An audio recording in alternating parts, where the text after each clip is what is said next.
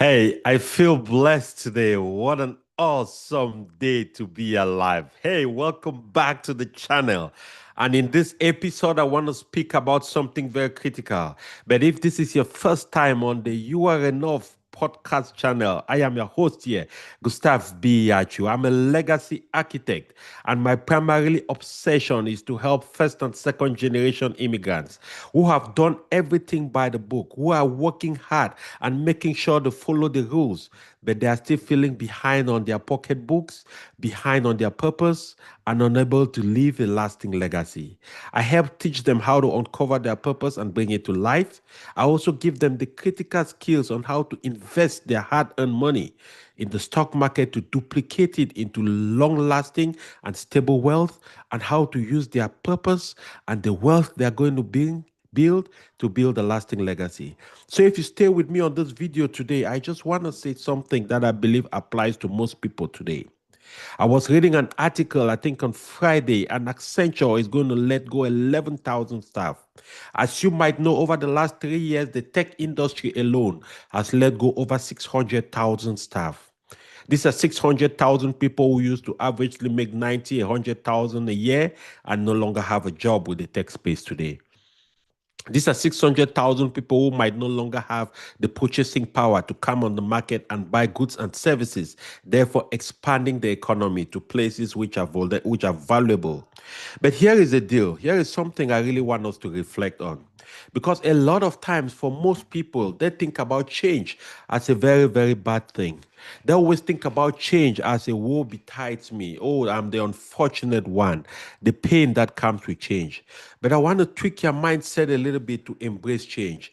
Because in the world we live today, in the present dispensation of the economic society and the economic sentiment and even the economic circumstances we operate in the world today, one of the most constant thing that is going to be happening is constant change.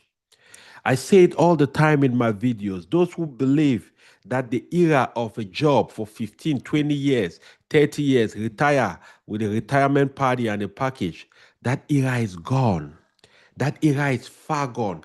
That is why one of the most important skills you have to develop in this time and age, beyond your technical skills of the kind of profession you do, beyond your abilities to do some kind of work that you prefer to do, is the mental, emotional, and spiritual strength to embrace change. Because those who are going to embrace change are the people who are going to move forward, are the people who will be able to function in the now and in the future economy. Those who are not going to be able to embrace change are those who are going to suffer, those who are going to feel depressed, those who are going to feel disenfranchised, those who most likely will not be able to earn according to their potential and will end up complaining. And as you know, you cannot build and complain at the same time. You have to choose one. Either you are building or you're complaining. So if you're one of those who have had a job for 15 years, who've been in a career for 20 years, and you suffered from a layoff in recent times, I want to let you know you're not alone. I used to be there. 3 years ago, after 11 years in the IT industry, making top double six figures, my manager calls me and lets me go. Nothing personal, no hate against Gustav, just the circumstances of the business, the need to cut down on staff, and the necessity for the company to stay afloat, to stay profitable, so that the shareholders still find value in the company and believe that the company is still very strong. I want you to understand this. I am talking to you because 120 million American workers today, 120 million Americans don't have any kind of retirement savings. And that is the statistics from Bankrate in 2025. Guys, it is bad. It is not good, guys. The average expenditure on frivolities and and binge shopping online is about $338. Think about it for a second. $338 is the average an average American spends binge shopping online. What that means, you are laying in bed, or maybe you're at work because it has been proven that most people who work in the 8 hours they work, about 3 hours is spent scrolling on their phone. You're at work or you're maybe lying on your bed trying to sleep and you start scrolling your phone and you see all these ads on Facebook for the most frequented shops you go to. They're bringing up the shoes you look. They're bringing up the styles of clothing you love. You see these ads bringing up the kind of baseball hats you love, bringing up the kinds of jackets, these different things that you really get emotionally bamboozled and attached to, but you really don't need it. And people averagely spend about $338 a year buying things like that on an impulse purchase decision that they didn't plan for. So I want to talk to you on this particular episode about the necessity to embrace change. You see, it is Abraham Maslow who said, in any given moment, we have two options: to step forward into growth or to step back into safety. That has never been more true than it is today. That had never been more relevant than the times in which we are living. All the numbers are even indicating that unemployment might increase. People are going to lose more jobs as AI gets more recognition, as more companies get to implement more AI strategies. They are going to need and necessarily need less and less staff to do the same kind of work. That is good news for those who want to change. That is good news for the people who are willing and able and dedicated to understand that the economy, the way it has been for 40 years, is not going to be the same going forward. Now, I want to read something, and this is a book I just published. I published this book in March of this year, and it's called The Seeker. In this book, I just seek to drop some nuggets in my own life, experiences from other well renowned people about how to uncover your purpose, how to bring it to life, how to find ways to adjust in difficult times, how to become successful with your life in general, mentally, emotionally, financially, how to become the best version of yourself, how to walk through challenges that will come in the course of your living. And in one of the chapters, this is chapter 2, which is a very important chapter in the book, I talk about the commitment to change. Let me just read a little extract from that. Change isn't just a passive force, it's the catalyst that transforms your life. Whether physical, emotional, or environmental, change demands action and moves you from stagnation to growth. It's inevitable, constant, and the driving force behind self discovery and evolution. Every change, whether challenging or uplifting, carries lessons that strengthen you. It pushes you to confront complacency, ignites creativity, and forces you to reassess your priorities. While change may feel uncomfortable, it is a powerful motivator that propels you forward, refining your character, your goals, and your view of the world. And I didn't just write these words to sound intelligent and impressive. These were words that applies to my own life too. Because when I look at my life in America over the last 25 years, I've had major instances where I had to pivot, where I had to switch, where I had to change careers, change directions in my life. And all these different times, it was never because I wanted to do it at that time. I was forced to do it. But the difference is I made a decision not to fold, but to find a way to pivot to something else. When I came to America in the year 2000, I came as part of a program to help work in a long-term care facility in Minnesota.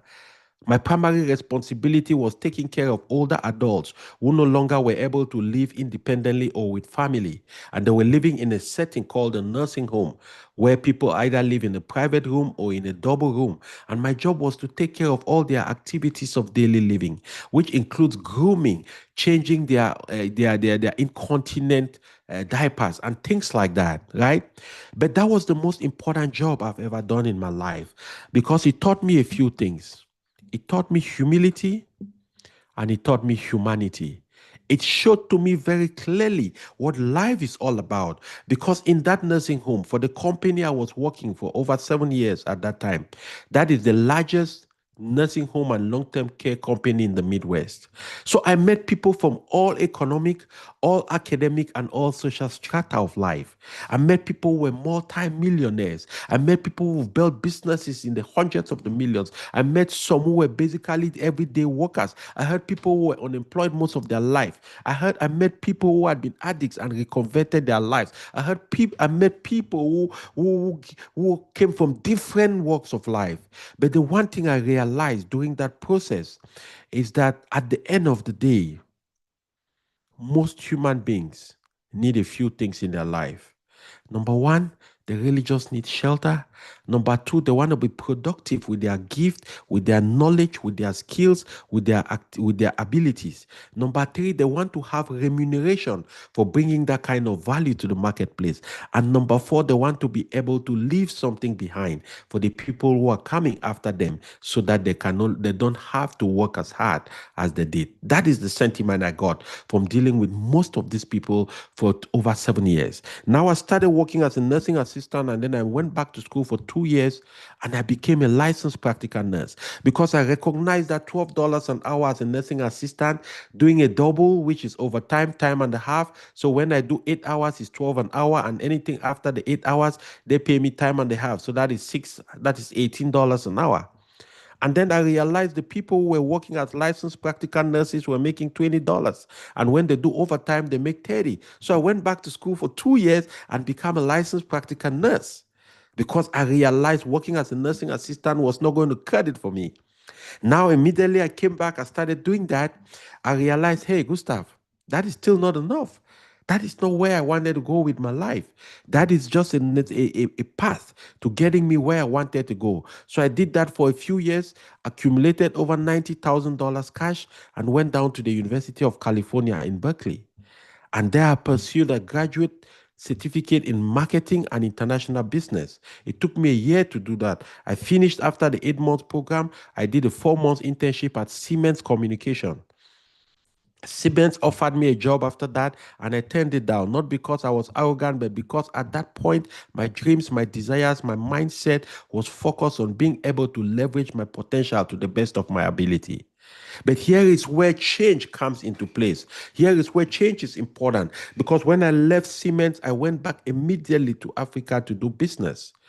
I was working for a company as a director of marketing, expanding the horizons of that company. This company was in the business of distribution of natural health products.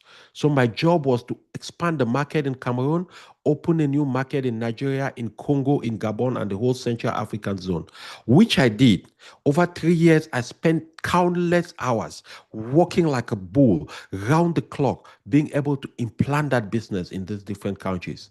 I traveled the entire breadth and length of Nigeria. I meet Nigerian friends, people who are familiar or who are from Nigeria, and I describe their country to them. They can't believe.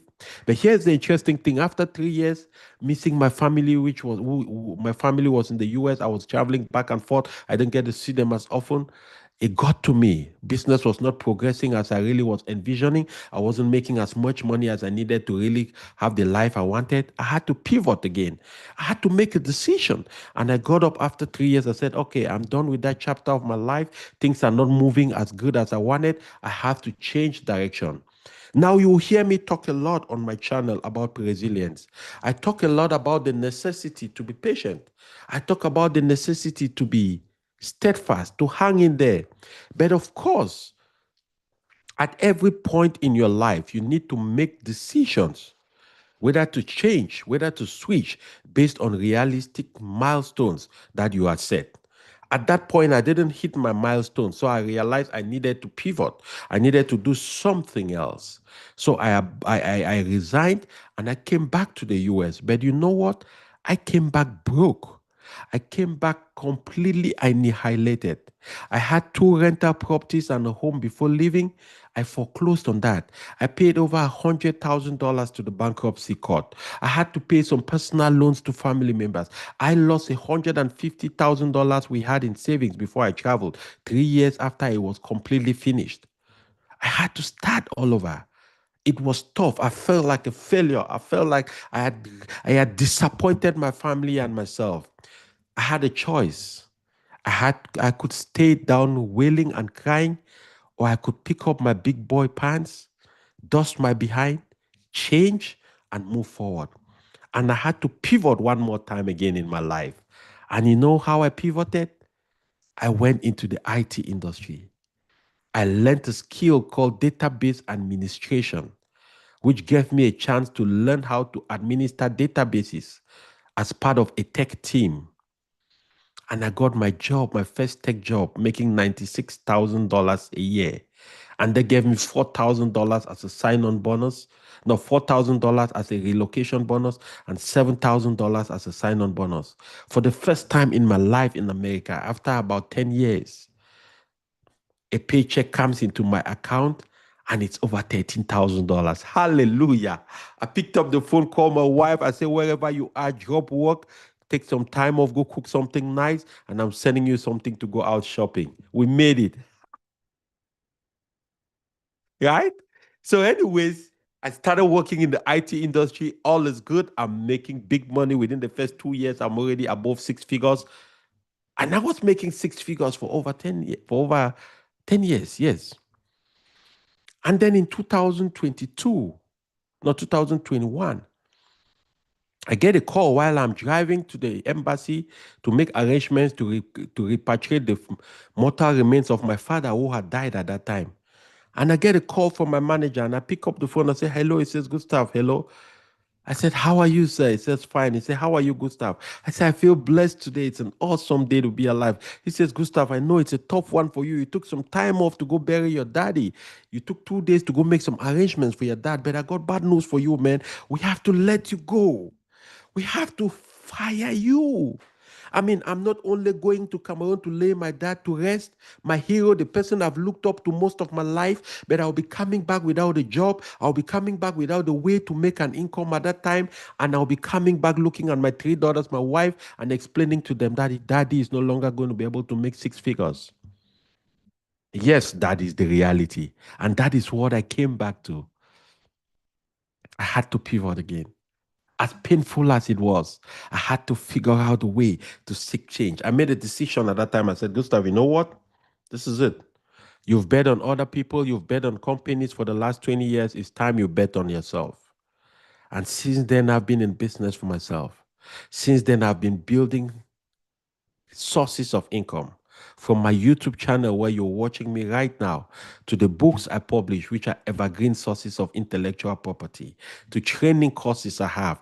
And by the way, if you are one of those listening to me right now and you are interested in understanding what it takes to really start investing on the stock market, or you need to understand how to uncover your purpose, or you just need to get somebody to guide you to start really bringing your potential to the light, to be able to understand how to multiply the hard-earned money you make as a paycheck. There is a link down in the description of this video. Click on that link. For a very small fee, you will book an appointment, a one-on-one appointment with me, and I'll talk to you, just you and me. You can ask me any question, and I'll suggest to you some things that have worked for me and the hundreds of clients that I've worked with and the thousands of mentees that follow my videos and my program. And these strategies, if you implement them consistently over time, you'll see a radical transformation in your life. If you are really serious about changing your life, then I'll see you on the inside. So I wanted to talk to you today about the necessity to embrace change because it is part of what you are going to experience, whether you like it or not. If this is the first time you're being fired from a job, get ready. There is more coming. But the one thing I really want to encourage you, especially during this time and going forward, is that you must plan for yourself. You must plan for your life and yourself. You see, your employer, you are not their priority. I'm sorry to tell you that. You are not your employer's priority. Their priority is the shareholders and the stockholders of that company. Those are the people who make them want to always present financial reports that indicate that the company is making profits and the company is doing well. That is why if the company is not making as much sales, the easiest way for most companies to raise their financial statement to look better is to fire people, because when they fire people, it reduces the cost of labor and it brings back more money into the coffers of the company and it makes the company look better. So have a plan for yourself. Don't count on your employer. I'm sorry, don't do that because you are going to be hurt so badly if you don't have a plan. And a plan for yourself means what? Number one, continue to sharpen your skills. Continue to fine tune those skills you have. If the skills are no longer marketable, pivot and learn a new skill that is marketable. Number two, and most important, learn and understand what AI is all about. A lot of people talk about AI. A lot of people hear the word and the expression AI, but they don't really know what it entails. How can AI be more valuable to the skills you already have? You need to understand the concept. AI is not just a vacuum, AI is a tool, and you would use that tool to the best of what outcome you want for that tool. I want that to sink in. AI is a tool. AI is not a one size fit all. AI is a category of functionality that is utilitarian to different projects, different skill sets, different outcomes, and for different tasks. So, for example, you hear ChatGPT. ChatGPT is an AI-driven application where you can use that application to write, to edit messages, to write scripts, to communicate like your personal assistant. I'm going to do another video just walking through some basic exercises on ChatGPT and different AI platforms so you see exactly how that works. Right? So get familiar with AI, get a basic understanding. There are AI training programs, even that are applications that you can download on your phone. You do 15 minutes a day. I've done that. I can't remember the name. The AI training programs. I'm developing and training an AI curriculum, which I'll be bringing forward by the end of the year. Get ready to join that training when you see me publish it, because that is how you're going to position yourself. The third thing, spend time to identify the special marketable gift you have that you can bring to the market. What is that gift? And when I say gift, I don't want you to think about something too extraordinarily special. You might just have the ability and you have the skill and you have the gift. Your friends always tell you when you bake cake, the cake tastes so good. That's a gift. Your friends could tell you, I know somebody who actually, we all always go to that person to talk to that person with ideas, with difficulties, with challenges. And this person has this critical gift to think out of the box. He just has the ability to analyze things in an angle that you never see coming. And it always ends up making sense. That is a gift. Do you have a special gift on something? It doesn't even have to be special. It could just be, are you good at something? Are you good at cleaning houses? Yes, you could be an IT professional today. You no longer have a job. You could start a business cleaning homes. Are you good at mowing lawns? Do you like landscaping? Have you decorated your own landscape? I remember when I moved to Austin, I lived with a guy where I was renting a room in his 4-bedroom home. And this guy was not only obsessed, but he's one of the best landscapers I ever saw. If you saw his yard, oh my God, beautiful place. And I always told him, I said, why don't you start a landscaping business? I don't know, out of every 10 people you talk to, at least 5 would like to have a yard like this. That is a special gift he had. He just wasn't convinced and believing in himself enough to understand that that gift could give him more money than the $45,000, $50,000 he was making working for some local company at that time. Sometimes when the bad things happen, it's not a rejection, but it's a redirection. That is what it is. If you're getting fired today from your job, you no longer have income coming from your job. You know, one of the good things about that, it gets you again on your toes. It forces you to wake up, because studies are indicating that 70% of company staff just get by to make their salaries. Their contribution to the company is insignificant. As you know, the Pareto theory says it. Only 20% of staff in the company bring 80% of the profits and returns to that company. That's the Pareto theory. So today, if you're getting fired, if you're getting laid off, I don't want you to be discouraged. I want you to understand the power of change. That is why I'm talking about the necessity for change today. Change is going to be your ally. That is what is going to save you. That's what is going to give you the ability to retool, reposition yourself, and get back again to living life. And if you hadn't started preparing, If you're listening to me and you're just getting started with your career, the most important thing you could do for yourself is to start investing in yourself and to start investing on the stock market.